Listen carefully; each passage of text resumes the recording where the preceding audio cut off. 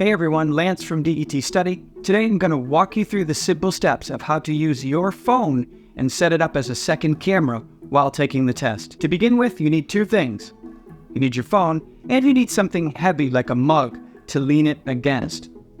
Or you can use a simple phone holder like this as well and aim it towards your computer. The idea is that your phone shouldn't move during the test. Begin by opening the Duolingo English Test desktop app.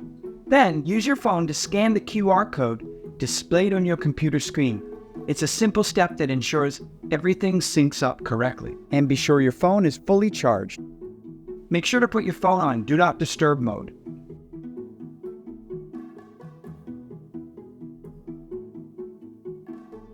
Give the desktop app access to your phone's camera when prompted.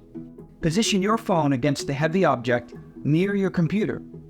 You can place it on either side to show your screen and keyboard clearly. Move your phone around until your screen and keyboard are clearly visible. Make sure it's stable so it doesn't move or fall over.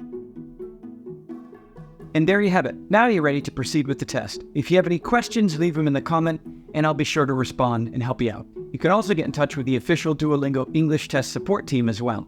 And before I go, let me explain why this step is important. First, it ensures the overall security of the test. And second, it prevents situations where tests might be invalidated due to suspicions of unauthorized materials. This means that your test may have been invalidated because the proctor thought you were reading something while you were typing. So now with this added security measure and second camera, both parties know that this is not the case. And this new change ensures a fair experience for everyone involved. And good luck with your test.